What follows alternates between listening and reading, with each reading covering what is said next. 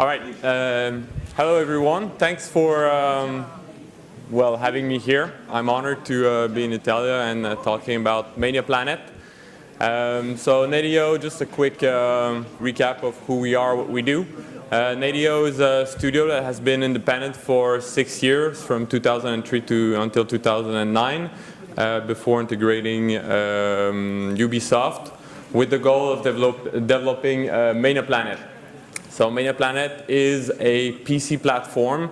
For those of you familiar with TrackMania, we've been the maker of TrackMania, and you of course can find TrackMania on ManiaPlanet, and a new game called ShootMania as well. So for us, when we're looking at games, we're not looking at creating everything. We are looking at building the tools and giving the power to users to use it. We're all familiar with the history of different media, from video and image, when Lumière started in France making movies well over 100 years ago, until today with YouTube, where actually any user can create a video with his phone and upload it instantly online, and the entire world can see it. The difference is that at the beginning it was a very heavy, tough process. Right now it's almost as simple as learning how to talk, and it allows us to live in a video 2.0 world where we can all share and access any content instantly. So today we'll talk first about the origin. Then we'll go in what exactly it means to play in a network. What's our business model to make it sustainable? And finally, what's a bit the tech behind it. So first of all, the history of gaming in 4 bullet points for us. Of course, it's a lot more complicated than that. But you first add the 2D videos that we saw very well this morning with Pong and Atari. It was great, it was amazing fun, but it was very heavy to develop, and it was still 2D. We then switched to 3D with the first 3D game mid-90s. And then we went online, and we're still, we believe, mostly in the era of online. When we see a video game like League of Legends being so popular, only naming them, and all the others that you can think about, we're definitely at the golden age of online. If you think a little bit of other media like video, for example, or text, you had the same process. You reach a point in the internet a few years ago, maybe 10 years ago, where you could access tons of content. You could see the highlights of AC Milan being beaten by PSG, Paris Saint-Germain, or in our dreams. Nowadays, you can access a lot more on YouTube. And if you think that the same thing can happen to video gaming, one day the thing that we will be looking forward to is seeing other people just like any other user. Think any game that you like, and you think that you can modify it and send this content to one of your friends. This is, for us, Online 2.0. So it's gaming in a network where us, the publisher developers, do not interfere between one user and another user. It's just a platform, and people talk one to each other. So how does it translate into a software? That's our biggest issue and our main challenge, and also what we're dedicated to and passionate about. This is ManiaPlanet. It's a screenshot that I took 2 days ago. So it's the current state of what could be a platform of interactive experience. So you have different games here that have all been created either by us in studio or by other people reusing or recreating stuff and rebundling them into a single experience. So if you take the first one, Joust, it's a 1v1 dueling FPS where you try to gain an advantage over your direct opponent. Some people decided to take the assets from Joust and make a game that is called Interface, where you actually need to give commands on a battlefield to others. So they've used some of the stuff that we have created. They have created other stuff. They've mixed it together, and using ManiaPlanet, they've distributed to other users. Have we seen any of the stuff they've done? No. Have you curated? No. All the things that you see there, I just downloaded it somewhere. I installed it on my ManiaPlanet homepage, and I can access it directly. So all of that is great. You think, okay, so here you have 20 games to try. Some of them may be completely rubbish, even the ones that we create. Maybe some users will end up creating better games than we do. It happened a few times in the history of PC gaming. If you think that Dota was a Warcraft 3 base game mod, if you think that Counter-Strike was coming out of Half-Life, so maybe one day you will see a game that will come out of another game here.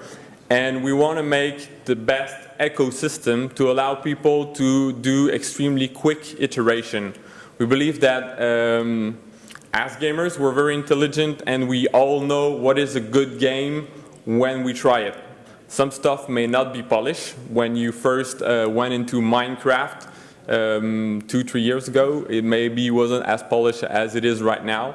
Lots of functionalities were maybe not working, but everybody was able to enjoy itself and have fun instantly. So if somebody gets into a good concept, has a good way of distributing it, and that everyone can access it, then we can have probably the beginning of what we think is gaming 2.0. The problem now is that it costs money to develop any software. We're an average team, we're about 40 at the moment. Lots of senior engineers, a few people like me that do take care of some content for promotion, for adding data into the game. But we need a business model. So what do you do with UGC? If you think YouTube, they decided to go advertising way. When YouTube first started, you could do it for free. They lost money for quite a few months, maybe a few years. And now we see that they're profitable with a business model where basically everyone has an advantage of advertising. We decided to go a different route. It's called the demo route. So we have created one experience that is called ShootMania Elite that you've maybe seen. It's a 3v3 competitive game. So right now you can go on shootmania.com, you download it for free, you try it for free. And if you like the feeling and you see online that other people are creating stuff and you're interested in it, you buy ShootMania for $20 and you access any game mode that was made out of ShootMania. So think a little bit back in the days when people were buying Warcraft 3 just to play Dota. It's exactly the same idea here. So you give an opportunity for people to get into the universe, get into the fun, and if they want to access the extra content, they pay a premium, which is at the moment 20 euros. How does it look like? It looks behind it. You have everything you need to create whatever you want. Sorry, it's in French, but you can actually create all the content you want. You have a level editor, you have a script editor to edit your own rules. You can import your own mesh and 3D models. You need very limited knowledge of coding or anything. Some people just go online on 3D banks like, what's the name, something Squid. They download stuff, they import it into the game and they use it. And you can of course create your own dedicated servers. You can create the presentation for those dedicated servers. So you can really craft your own gaming experience. Of course you don't have all the options available, But if you think of the great games that have been created in the past using basic 2D interface, now you have much more than that. You can already create tons of very fun games. At Nadeo, our role is to support the tools, support the platform, so it's always more open, has always more tools, is always more accessible, and also runs on every PC around the world. So this is what you can do. Your final user-made experience is like that. You download it and you install it on your ManiaPlanet, and after that you can try it for fun. That's pretty much it. I don't have much more else to show. I think it's more about maybe exchanging ideas, your questions. We're aware that it's something quite new. We're aware that we're talking here to professionals, people that maybe have some interrogation regarding this. How does it play with the industry? What's the future? So I'm ready to take questions if you have any.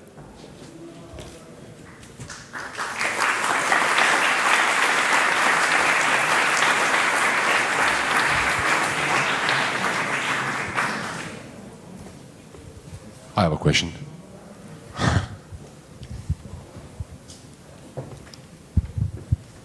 So I recently bought ShootMania because I really liked it. But my question is, I didn't even know that there was this chance of installing all these, let's say, mods in different versions, because when I started the game, it just presented me with my ManiaPlanet interface with my games that I installed. So how do you plan on promoting this type of knowledge, to give the people the knowledge of having this chance to produce their content and sharing with everyone? That's an excellent question. It is probably just like our main issue at the moment. So the possibility to create your own title is very recent, has been there only for a few months. So very few titles have been created. You have less than 50 titles that have been created so far. Most of them are small modification of the main game. There's nothing mature enough now to be online on YouTube with YouTubers or on journalists' websites that have been informed by some other players that there is something going on in ManiaPlanet. Information and communication is key because, of course, since you are playing ShootMania and you don't know that there are game modes, there's a problem. I have two solutions for that. Is to implement an advertising system from user to user.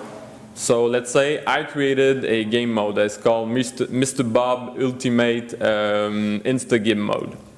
I want to promote it to you because I believe it's the best game in the world. So I create a little banner with a format that is sent to our servers. We only need to approve the banner, a little bit like what Google does. And then you receive it on your ManiaPlanet homepage, and then you see a banner of Mr. Bob Insta-Game Ultimate Game Mode. And then you click on it, you download it, you try it. So this is more the push one. The other one is to facilitate the pooling of experience. So if you go on Google already, you have it, but we need to work on a system of listing internally that is easily accessible, where you can easily find everything that has been created, or you can search and go through it. Problems that we have is that we don't want to curate all the content. We don't want to have to see all the time what is infringing copyright laws of different countries. Because if we need to do that, we'll become a company the size of Google probably, and we don't want to do that anytime soon. So this is the issue we're dealing with at the moment, how to give a possibility to people to actually search through stuff without having to curate all of the content on that page. It's a challenge. If you go to websites online, that are community-based, Mania Park, Mania Exchange. You already find tons of content already there. It's well done. It's made by users for users. The problem is, of course, for general public. When they get into ManiaPlanet, they don't necessarily get to see it. So we're aware that just like with better communication, we'll get better virality, better communication, and in the end, probably just like more activity on those modes. Yes, question. Yeah.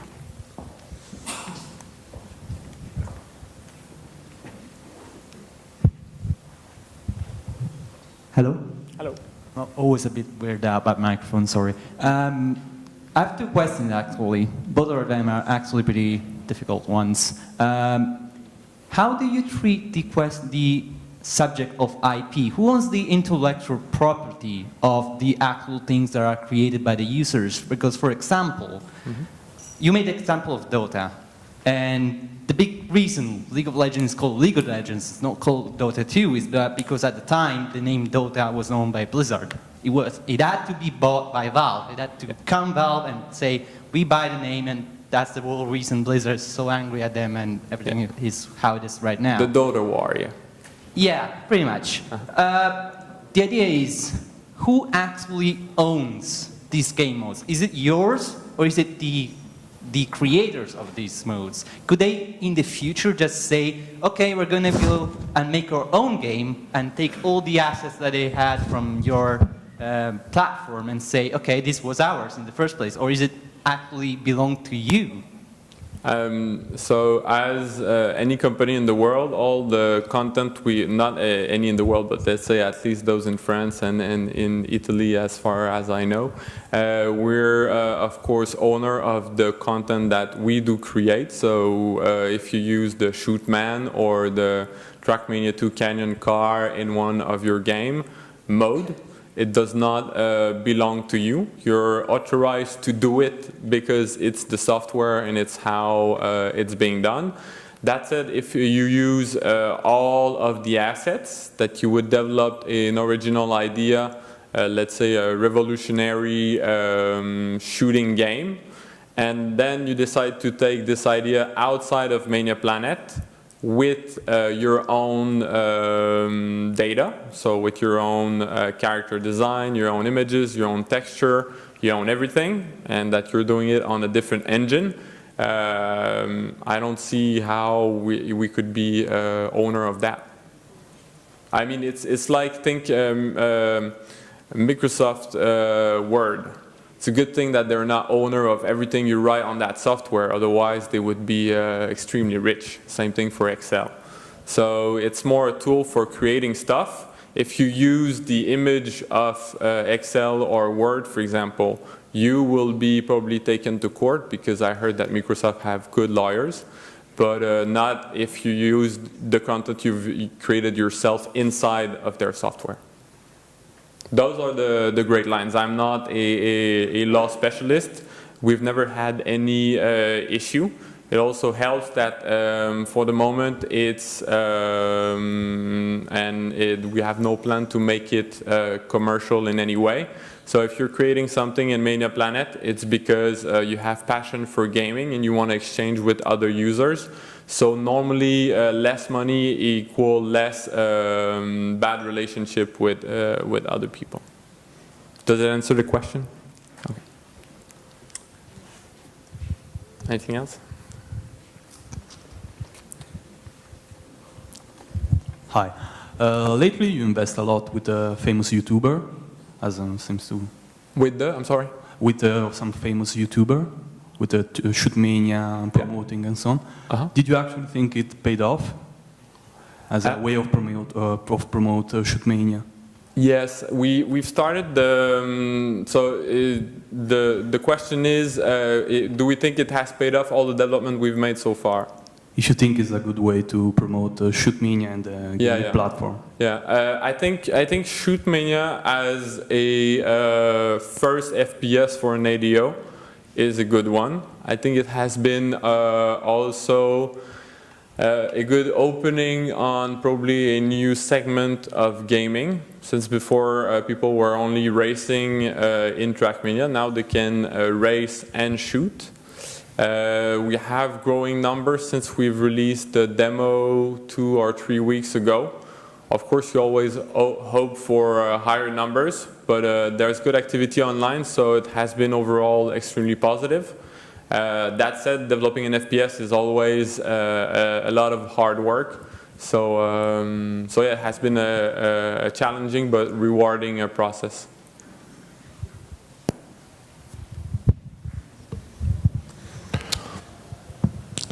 Any other questions? Ok, merci Edouard. Grazie.